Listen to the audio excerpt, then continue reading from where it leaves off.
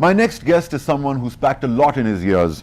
He was the former head of supply services at Reckitt Benckiser, supply quality manager at British Petroleum, process excellent head at Maersk Line's Saudi cluster, and later the head of supply planning at GSK Middle East. Currently, he's the GM and director of the global supply chain. His local and global experience in the supply chain is a matter of public knowledge, and I'm delighted to invite for this interview Mr. Saadi Masood. How do you do, sir? Thank you, Fazan. How's it going?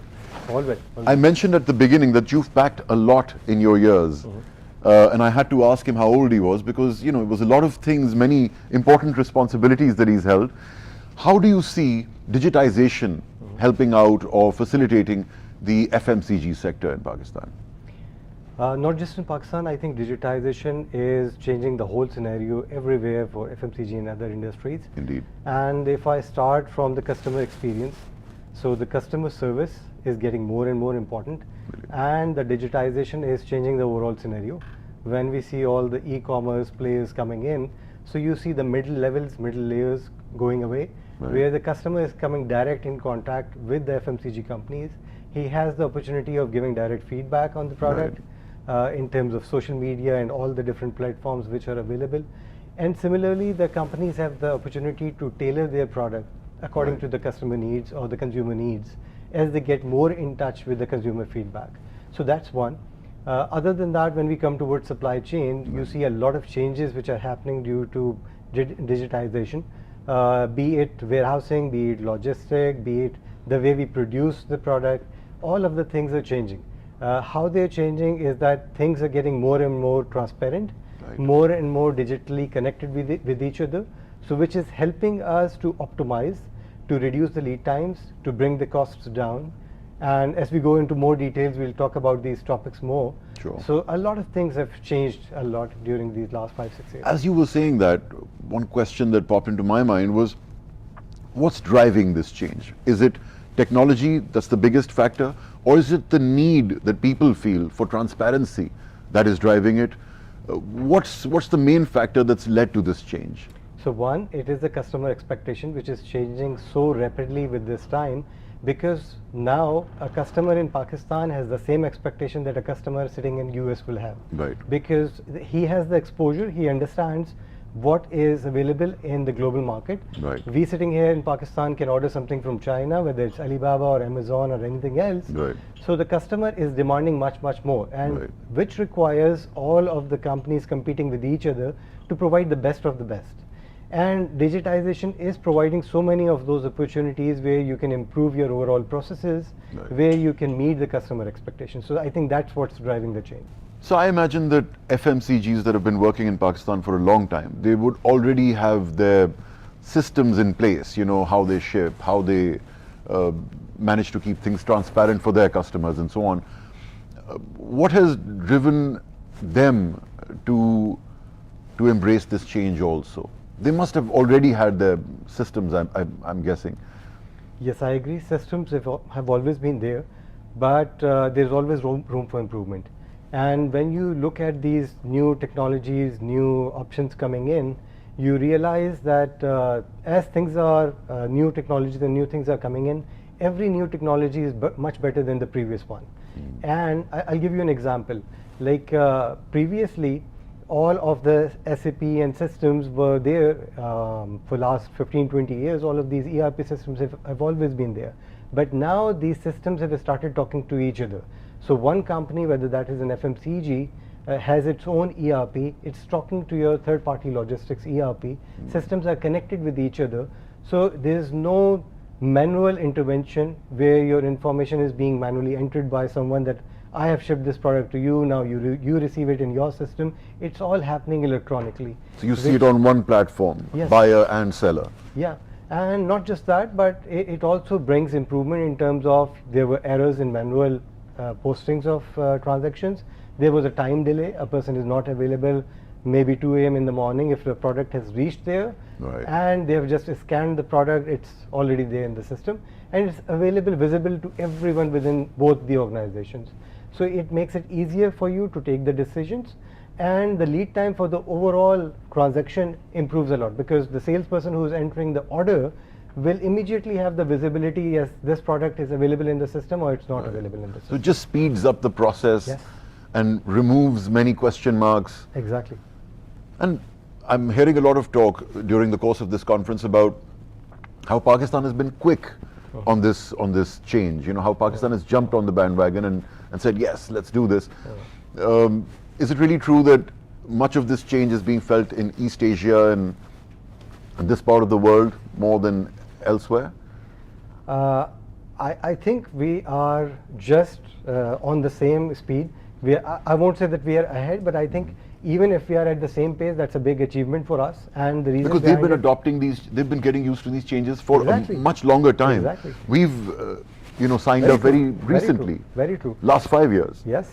And I think the advantages that we have is one, the younger population that we have. Right. Two, the internet access and the cheapest internet accesses that we have available in Pakistan. Is it still the case? It's still, I would, if you compare in terms of the currency Right, parity and everything, devaluation and all that. it is still the cheapest. So Really? when you compare it with any other country around, and you will find that you won't find this kind of internet connection at such It's a low quite price. wonderful, actually. Yes, it is.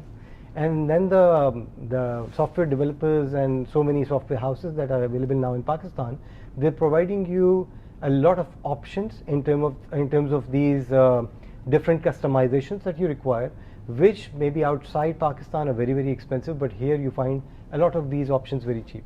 Really. So how can FMCG companies work with logistics providers to improve supply chain visibility and reduce costs? Yep. Emphasis on that second part. Sure. I think businesses are always trying to focus on two things. One, the customer experience, and two, to optimize their own profits, which requires their costs to come down. So they always are looking at wastes and how they can optimize on things. So digitization has provided so many different opportunities. One, the communication channels have become much more transparent and the speed. So the way it helps you is that you're sharing your forecasts, your numbers, your expectation with your third-party logistic providers.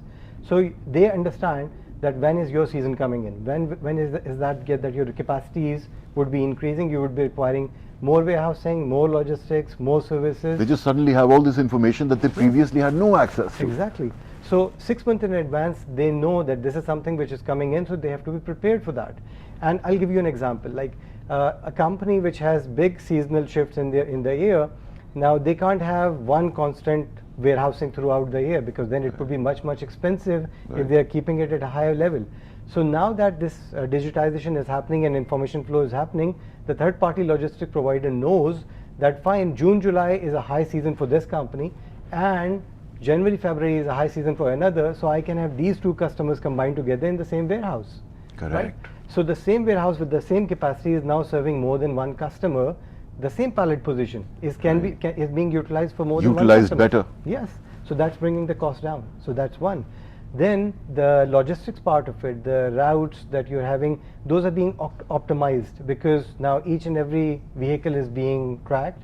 You know which vehicle is being fully utilized, which not, which route is costing you more. How can you optimize your routes that the truck should first be going to this city, then this city, then city. Wow. So this would be giving you more benefits. So those sort of things are happening in a much faster manner rather than doing it on Excel or manually somewhere on paper. It's all happening on the systems. You know, just 5 or 6 years ago, when people used to say that data is king, data is so important, we didn't quite understand the importance of data as we do today. True. In just a few years, things have changed so much that everyone I think understands how important information is, Yes. you know, and just having access to that information. Yes. So tell me, how do companies like HashMove fit into this new climate which has been created? How will they take things forward, in your opinion? So I'll talk from the Shan's perspective. Shan being Shan Foods. Being a major exporter, and we exporting in 65 countries around the world. So for us, international logistics is a very important part of our overall supply chain. One, the cost, because having a bigger portfolio, a bigger volume means a bigger cost. But then with that, higher lead times, and then with that, all the complexities which are involved with different custom regulations, different regulatory requirements in different countries, and then the shipping routes when they keep on changing. So having all of that in a transparent manner was very, very important for us.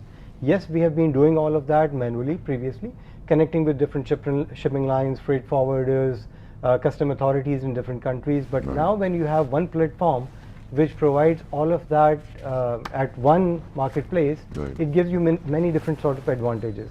So for us, number one advantage was that we had a pool of freight forwarders and logistic providers, shipping lines with us. But now that pool is much bigger because HashMove, working internationally, has a much bigger pool of freight forwarders. So previously, if I was working with 12 different freight forwarders, now those are 20, 30 different freight forwarders. So getting a better visibility of different options which are available in the market, which gives you much better rates, that's one.